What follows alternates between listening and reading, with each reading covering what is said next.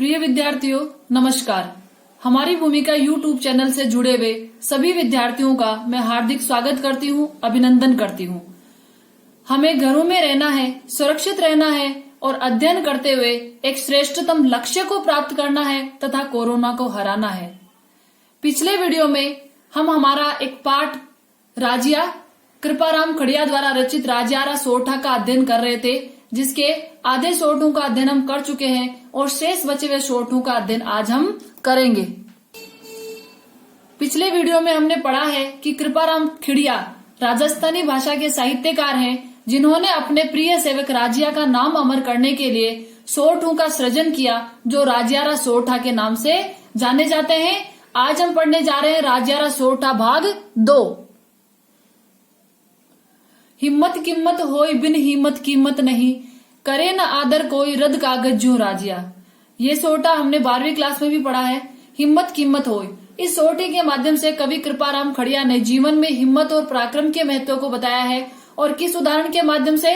रद्दी कागज के उदाहरण के माध्यम से।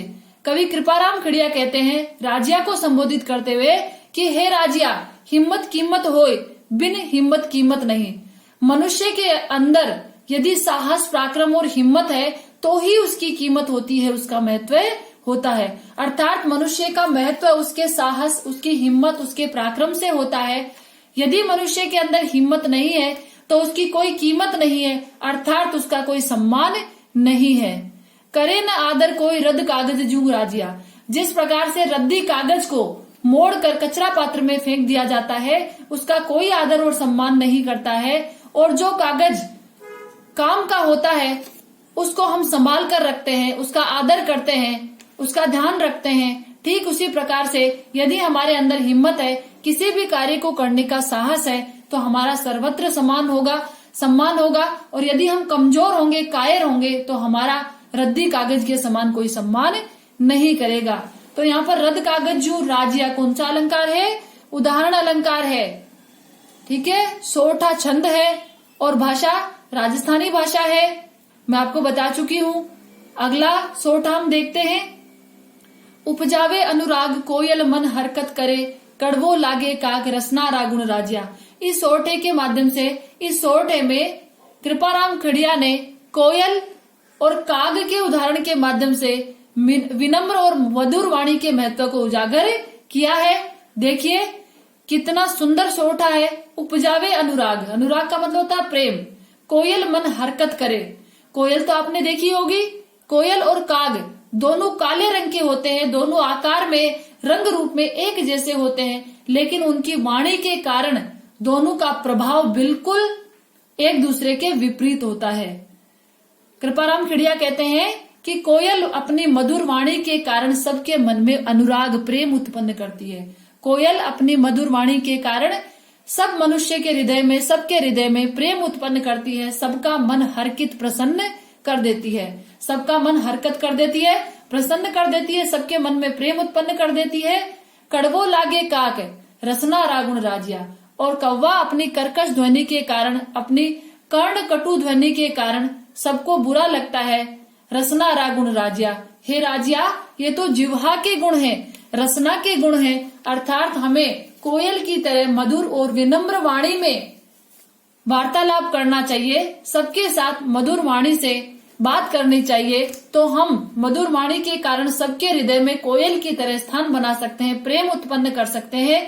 और प्रिय विद्यार्थियों, आप और हम स्वयं के लिए सोचकर देखिए। आप एक बार सोचिए, यदि कक्षा के अंदर अध्यापक आपको बिना किसी कारण के प्रताड़ित करता है, आप पर क्रोध करता है, कटु ध्वनि का, कटु वाणी का प्रयोग करता है, तो क्या वह आपको अच्छा लगेगा? बिल्कुल नहीं। और कोई अध्यापक आपसे प्रेम पूर्वक वार्तालाप करता है तो आपको बहुत अच्छा लगता है। बहुत बार ऐसा होता है कि कुछ अध्यापक जो होते हैं वो बहुत मेहनती, परिश्रमी होते हैं और आपको एक श्रेष्ठ नागरिक, एक श्रेष्ठ विद्यार्थी बनाना चाहते हैं। इसलिए कुम्हार की तरह, कुम्हार जैसे मिट्टी को कूट कूट कर उससे बर्तन बना देता है, उसे एक नया आकार देता है। उसी प्रकार वह भी आपको डांटते हैं, फटकारते हैं, लेकिन वह आपसे प्रेम भी करते हैं। तो हमें क्या करना चाहिए? हमें मधुर वाणी का प्रयोग करना चाहिए। चलते हैं हम अगले सोरठे की ओर। इस सोरठे में कृपाराम खड़िया ये बताना चाहते हैं कि जो राजहंस राजहंस पक्षी के समान जो सज्जन व्यक्ति, ज्ञानी व्यक्ति होता है, वही गुण दोष की परख कर सकता है, वही गुण और दोष के अंतर को समझ सकता है। तो हमें राजहंस अर्थात ज्ञानी लोगों की संगति में रहना चाहिए ताकि हम गुण दोषों के अंतर को समझ सके। अब हम सबसे पहले शब्दार्थ देखिए। हेक, हेक का अर्थ होता है एक, जिसी जैसी, आकृत हुए, आकृति, एक जैसी आकृति होना। करे न न्यारो कोई, न्यारो का अर्थ होता है अलग। अब अर्थ देखिए। दूध नीर मिल दोई, एक जिसी आकृत हुए, करे न न्यारो कोई, राजहंस बिना राजिया।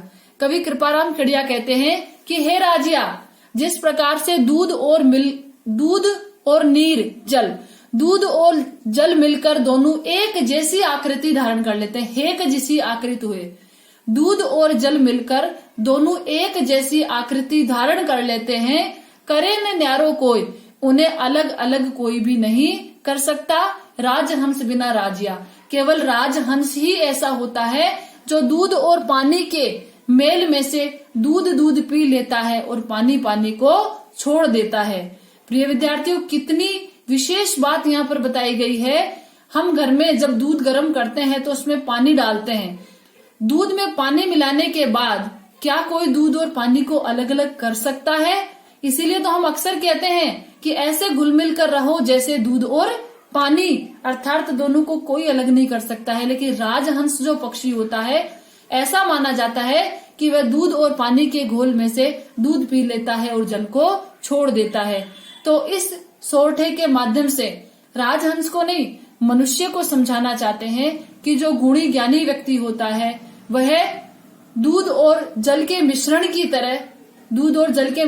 तरह गुण दोषों के मिश्रण में से गुणों को ग्रहण कर लेता है और दोषों का परित्याग कर देता है। हमारे तुलसीदास जी ने भी कहा है, हमारे जो लोक नायक कवि हैं तुलसीदास, उन्होंने भी कहा है, तुलसी इस संसार में भांति भांति के लोग। तो इस संसार में भांति भांति के विचारधारा और गुण दोषों वाले लोग मिलते हैं। तो राजहंस की तरह हमें सज्जन लोगों की संगति में रहना चाहिए, ज्ञानी लोगों की संगति में रहना चाहिए, ताकि हम गुण और दोषों में से गुणों को ग्रहण कर सके और दोष का परित्याग कर सके। चलते हैं अगले सोरठे की ओर। मलय गिरी मंजार हर को तर चनन हुए, संगत लिए सुधार रूखा हीने राजिया। मंजार का अर्थ होता है मध्य में, चंदन का अर्थ होता है चंदन। चंदन का वृक्ष तो जानते ही आप, चंदन की लकड़ी पूजा में भी काम आती है, तिलक लगाने के काम आती है। रूखा का अर्थ आप जानते हैं वृक्ष, राजस्थानी भाषा है, हमारे राजस्थानी शब्दों का ही प्रयोग हुआ है। मलयगिरी पर्वत के मध्य, मंजार यानी मध्य। कवि कृपाराम खड़िया चंदन और अन्य वृक्षों के उदाहरण के माध्यम से हमें ये कहना चाहते हैं कि हमें अच्छे लोगों की संगति में रहना चाहिए। यदि हम अच्छे लोगों की संगति में रहेंगे तो हम अच्छे गुणों को ग्रहण करेंगे, और यदि बुरे लोगों की संगति में रहेंगे तो बुरे गुणों को ग्रहण करेंगे। इसलिए प्रिय विद्यार्थियों, हम अक्सर सुनते हैं ना कि एक सेब सड़ा हुआ होता है तो टोकरी के पूरे सेब सड़ जाते हैं, एक गंदी मछली पूरे तालाब को गंदा कर देती है। तो उदाहरण तो विभिन्न प्रकार के मिलते हैं। तो इन सोरठों में कवि कृपाराम खड़िया ने अपने अनुभव को अभिव्यक्त किया है। राजिया को संबोधित करते हुए कहते हैं कि हे राजिया, जिस प्रकार से मलयगिरी पर्वत के मध्य हर को तर चंदन हुए। मलयगिरी पर्वत पर क्या पाए जाते हैं? चंदन के पेड़ पाए जाते हैं, हर को तर, लेकिन उनके बीच में जो और छोटे छोटे पेड़ भी होते हैं। मलयगिरी पर्वत पर जो चंदन के वृक्ष पाए जाते हैं, उन चंदन के वृक्षों के बीच हर प्रकार के वृक्ष होते हैं, और वो वृक्ष क्या करते हैं? चंदन के साथ रहकर संगत लिए सुधार, अपनी संगति को सुधार लेते हैं। रूखा है न राजिया। मलयगिरी पर्वत के मध्य जो चंदन के वृक्ष होते हैं, उन चंदन के वृक्षों में हर प्रकार के और भी वृक्ष पाए जाते हैं। वे वृक्ष भी चंदन के साथ रहते हुए अपनी संगति में सुधार कर लेते हैं और चंदन की तरह सुगंधित हो जाते हैं। अर्थात क्या कहना चाहते हैं कि चंदन के साथ रहकर बाकी वृक्ष भी चंदन जैसे गुणों को ग्रहण कर लेते हैं। अतः हमें चंदन जैसे सज्जन उत्तम प्रकृति के लोगों की संगति में रहना चाहिए। तो हमारे अंदर यदि दुर्गुण होंगे तो भी वो धीरे धीरे समाप्त हो जाएंगे। ठीक है, चलते हैं हम अगले सोरठे की ओर। पाटा पीड़ उपावतन लाग्या तरवारिया, वहे जीवरा घाव रति न ओखद राजिया। उपाव का अर्थ होता है उपाय, तरवारिया तलवार, रति, रति का अर्थ होता है तनिक, और औखद, औखद का अर्थ होता है औषधि। तो यहाँ पर ये जो सोटा है इसमें कृपाराम खड़िया ने ये बताया है कि अपमानजनक कटु भाषा का प्रयोग करने से हमारे मन को जो ठेस लगती है, हमें जो कष्ट होता है, मनुष्य को जो कष्ट होता है, उसको तलवार के माध्यम से बताया है। पाटा पीड़ उपावतन लागा तरवारिया। कवि कृपाराम खिड़िया कहते हैं, पहले आगे देखिए, तन लागा तरवारिया, कि शरीर पर, तन पर जो तलवार के घाव लग जाते हैं, तन पर, तन लागा तरवारिया, शरीर पर जो तलवार के घाव लगते हैं, पाटा पीड़ उपाव, वो पट्टी करने से उसकी पीड़ा समाप्त भी हो सकती है। पट्टी करने से, इलाज कराने से, मरहम पट्टी करने से तलवार से लगे हुए घावों का उपाय किया जा सकता है। परंतु वह जीबरा घाव रति न ओखद राजिया, लेकिन जीभ से लगे हुए घाव, कटु वाणी से, अपमानजनक वाणी से लगे हुए घाव, रति तनिक भी ओखद औषधि नहीं होती है। फिर से देखिए, कवि कृपाराम खिड़िया कहते हैं कि पाटा पीड़ उपावतन लागा तरवारिया, तलवार से लगे हुए घावों को मरहम पट्टी करने पर उनका उपाय भी हो सकता है, ठीक हो सकते हैं, लेकिन जो अपमानजनक वाणी से हृदय में जो घाव लगते हैं वो तनिक भी किसी भी प्रकार की औषधि से ठीक नहीं होते हैं। और एक बिल्कुल सटीक और एक सच्चा अनुभव कृपाराम खड़िया ने यहाँ पर अभिव्यक्त किया है। शरीर के घाव तो भरे जा सकते हैं, लेकिन मन के घाव, हृदय के घाव नहीं भरे जाते हैं। यदि हमारे शरीर पर चोट लगी है तो वह कुछ दिनों में ठीक हो सकती है, उसके दर्द को हम भूल जाएंगे। लेकिन यदि हमारे किसी अपने ने हमें ऐसे शब्द कहे हैं जिन्होंने हमारे हृदय को चोट पहुंचाई है, तो हम लाख कोशिश करने के बाद भी हमारे हृदय पर लगा हुआ वह घाव कभी कम नहीं होता है किसी भी प्रकार की औषधि से। जब जब वह व्यक्ति हमें दिखता है और उसकी कही गई बात हमें याद आती है, तब तक वो घाव फिर से हरे हो जाते हैं और हमें उस वाक्य की याद दिलाते हैं, उन कटु अपमानजनक शब्दों की याद दिलाते हैं। अतः हमें मधुर वाणी का प्रयोग सबके लिए करना चाहिए। हम कभी अपने मुख से ऐसी वाणी का प्रयोग ना करें जो किसी के हृदय को भी ठेस पहुंचाए। चलते हैं अगले सोठे की ओर। शब्दार्थ देखें। मूसा का अर्थ होता है चूहा, मंजार बिल्ली, हित भलाई, हेकड़, हेकड़ यानी बिना सोचे समझे। और नीचे देखिए रस, रस का अर्थ होता है आनंद या मित्रता। यहाँ पर कवि कृपाराम खिड़िया ने जो जन्मजात नैसर्गिक प्राकृतिक रूप से विपरीत स्वभाव वाले, प्रतिकूल स्वभाव वाले, विरोधी स्वभाव वाले व्यक्तियों में मित्रता नहीं होने की बात कही है, कि जिनका स्वभाव जन्मजात एक दूसरे के प्रतिकूल होता है, स्वभाव विपरीत होता है। क्या होता है? स्वभाव प्रतिकूल या विपरीत होता है, उनमें कभी होने वाली मित्रता स्थायी नहीं होती है। अतः ऐसी मित्रता नहीं करनी चाहिए। तो देखिए, चूहे और बिल्ली के उदाहरण के माध्यम से बताना चाहते हैं। आप और हम सभी जानते हैं, क्या कभी भी चूहे और बिल्ली में मित्रता हो सकती है? नहीं हो सकती है। यदि आप घर में उनको पाल भी लेते हैं और उनमें मित्रता हो जाती है, और यदि किसी दिन बिल्ली को गुस्सा आ गया तो उसको चूहे को खाने में 1 मिनट का समय भी नहीं लगता है, क्योंकि वो जन्मजात स्वभाव से एक दूसरे के प्रतिकूल होते हैं, विरोधी होते हैं। तो ऐसे लोगों में कभी मित्रता नहीं होती है। तो देखिए, अब मूसा ने मंजार हित कर बैठा हेकड़। कवि कृपाराम खिड़िया कहते हैं कि हे राजिया, चूहे और बिल्ली का बैर, विरोधी स्वभाव ये सारा संसार जानता है। हित कर बैठा हेकड़, और बिना सोचे समझे यदि चूहे और बिल्ली के अंदर मित्रता हो जाती है तो कभी उसमें किसी की भलाई संभव नहीं होती है। कभी भी उसमें चूहा सुरक्षित नहीं रह सकता है। सह जाने संसार, सारा संसार जानता है, रस नहीं रहसी राजिया। यदि चूहे और बिल्ली के अंदर मित्रता हो जाती है तो उनमें रस अर्थात उनकी मित्रता स्थायी नहीं होती है। उनकी मित्रता में कोई आनंद और खुशी नहीं होती है, क्योंकि बिल्ली एक समय का, एक पल का भी समय नहीं लगाएगी यदि उसे चूहे को मारना होगा तो। अर्थात कवि कृपाराम खिड़िया कहना चाहते हैं कि चूहे और बिल्ली की तरह जो जन्मजात जिनका स्वभाव एक दूसरे के विपरीत होता है, उनके बीच होने वाली मित्रता कभी स्थायी नहीं हो सकती है। क्योंकि यदि उन दोनों में कभी मतभेद हो गया, क्या हो गया? मतभेद हो गया, तो जिस प्रकार से मतभेद होने पर चूहा कुछ भी करके बिल्ली से अपनी रक्षा नहीं कर सकता, उसी प्रकार से यदि प्रतिकूल जन्मजात स्वभाव वालों में मित्रता हो गई तो उनके बीच की मित्रता भी स्थायी नहीं रह सकती है।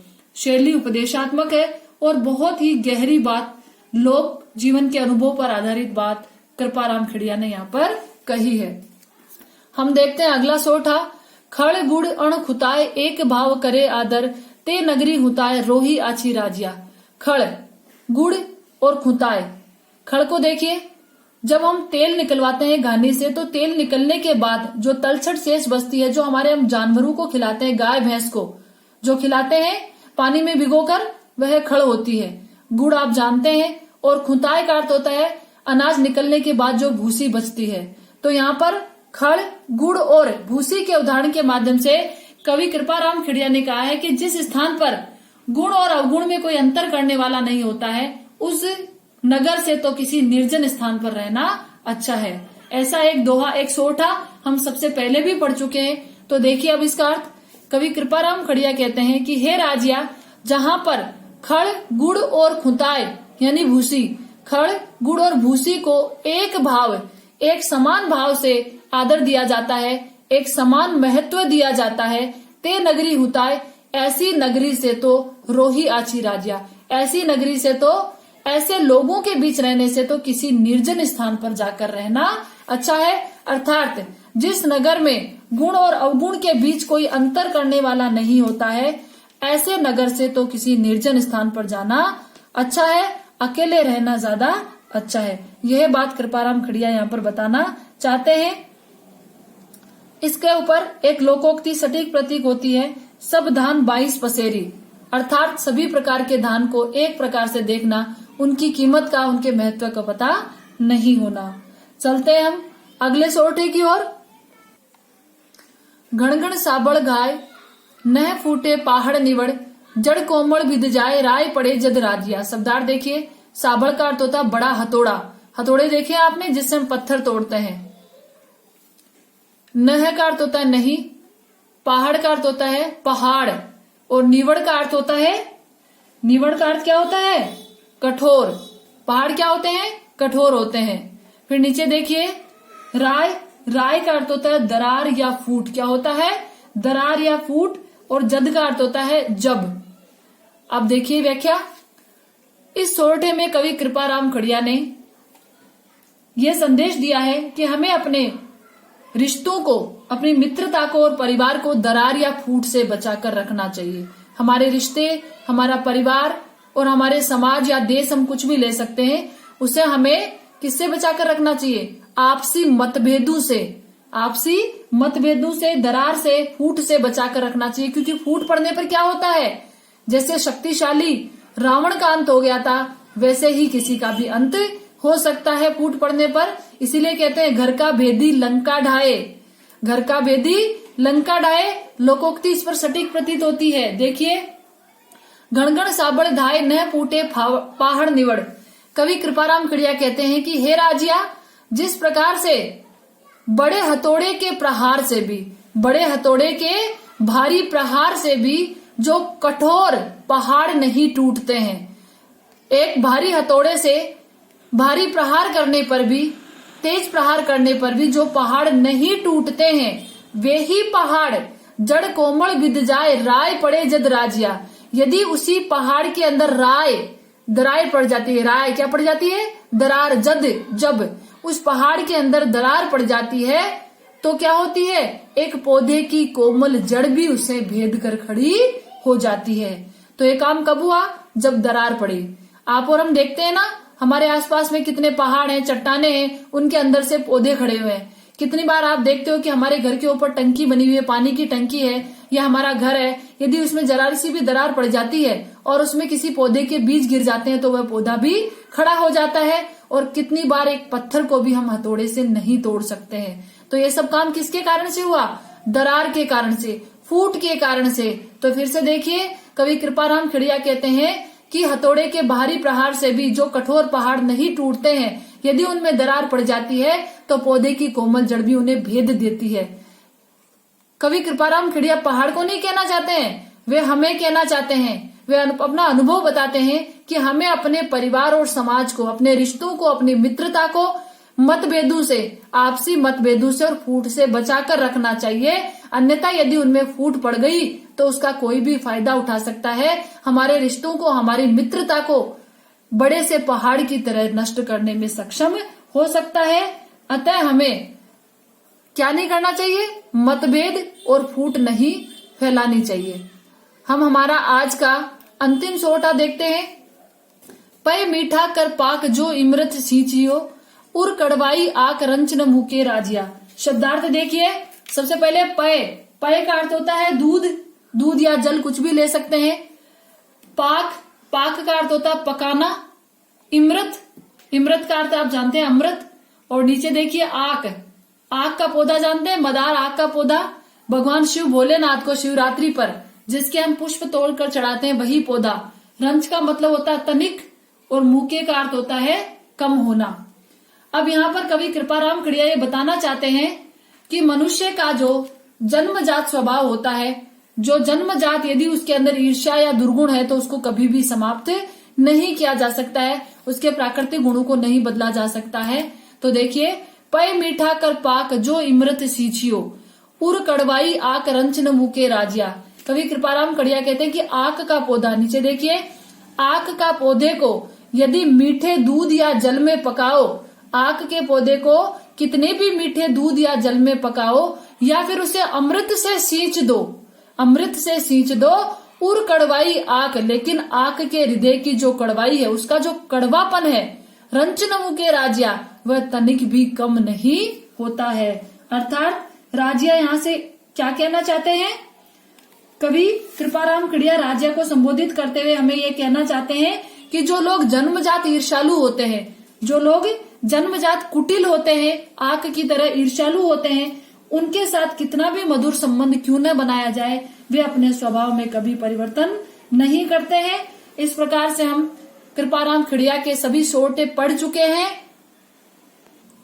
प्रिय विद्यार्थियों, ये प्रश्न है जिनमें से कुछ प्रश्न एग्जाम में पूछे जा चुके हैं, बहुत महत्वपूर्ण है। अब देखिए, यदि आपने वीडियो को ध्यानपूर्वक देखा है तो आप इन प्रश्नों के उत्तर कर सकते हैं। कवि के अनुसार किसके अभाव में कोई भी कार्य सिद्ध नहीं हो सकता है, बताइए इस प्रश्न का। हमारा जो दूसरा सोटा पिछली वीडियो में हमने पढ़ा था, कारज सरे न कोई बल पराक्रम हिम्मत बिना, किसके बिना कोई कार्य नहीं होता है, बल पराक्रम और हिम्मत के बिना। कितना सरल उत्तर है, आप कर सकते हैं।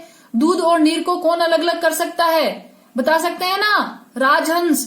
कवि के अनुसार किन किन का उपाय पहले ही कर लेना चाहिए, पाटा ये सोटा भी हम पिछले वीडियो में पढ़ चुके हैं।